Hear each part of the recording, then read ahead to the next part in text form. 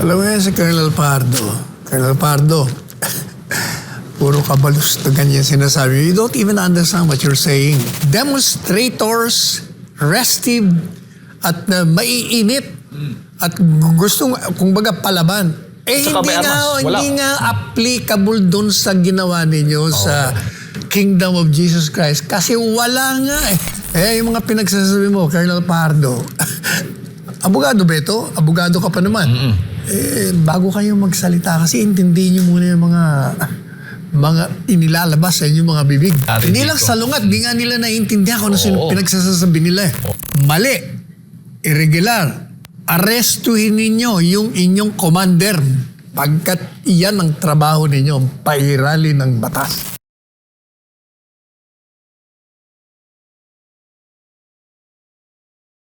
Hindi mo nakikita yung maximum tolerance, ano? Nagamit ba?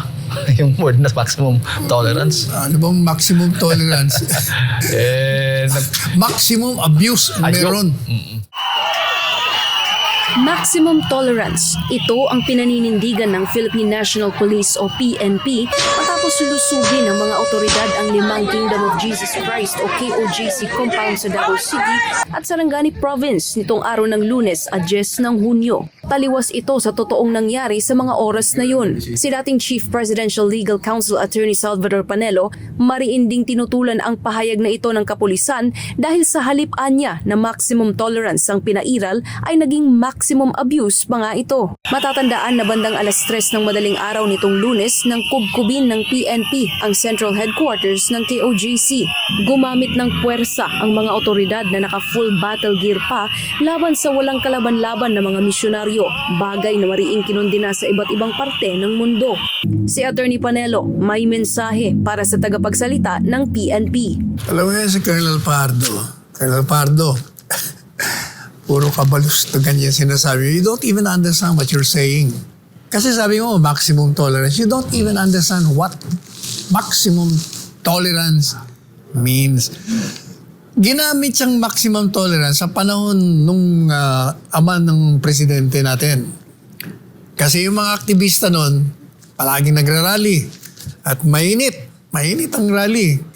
Kaya sabi, mga panahon niyon, huwag kayo masyadong mag-react dyan sa mga demonstrador na yan. Kailangan maging tolerant kayo, maximum.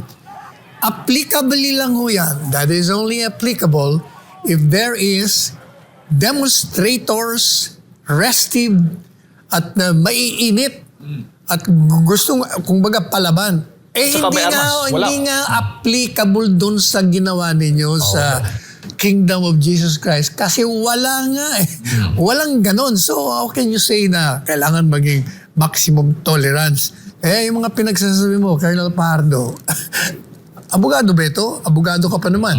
Eh, bago kayo magsalita, kasi intindihin nyo muna yung mga inilalabas sa inyong mga bibig. Salungat, attorney, sa mga nangyayari Hindi dito. lang salungat, di nga nila naiintindihan kung ano pinagsasabi nila eh. Oo nga.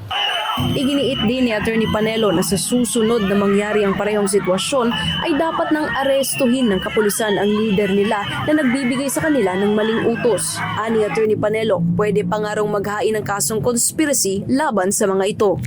Alam po ninyo, ang payo ko dyan sa mga pulis, pag ang utos sa inyo ay illegal, Yan. mali, irregular, arestuhin ninyo yung inyong commander pagkat iyan ang trabaho ninyo, pairali ng batas. Baka may sinumpahan sila eh. Pag inutusan ho kayo ng Chief of Police, Director ng PNP, Provincial Director, Chief of Police, na irregular, illegal, arestuhin nyo. Ang dami-dami nyo eh. Pag mali ang mga kababayan natin ay nasa harapan ninyo, nasa likod nyo, nasa tabi nyo. Kung akong pulis, o kami ang mga pulis, uutos ka ng mali, arestuhin kita. Ikaw ay kulong ko. Dapat po ganyan maging attitude yung mga pulis. Alam mo yung operation na yan, hindi yan maisasagawa ng walang utos nitong mga nasa taas sa kanila. So isama yon sila. Sama sila. Pero attorney, para sa'yo, Conspiracy. Matatandaan na ang hindi makataong paglusob ng mga otoridad sa iba't ibang KOJC compounds ay naganap 2 araw bago ang Hunyo 12 na siyang araw ng kalayaan ng Pilipinas. Naglabas si Pangulong Bongbong Marcos ng kanyang mensahe para sa ika-126 na araw ng kalayaan. Agad namang nagbigay ng reaksyon si Panelo kaugnay nito. Sabi pa naman ng Pangulo Attorney ngayong araw ng kalayaan, true spirit of freedom lives in every Filipino. But alam nyo, madaling sabihin mo yan. Kailangan sa loob mo, ibuhay mo, walk your talk, Oh. and sing your song.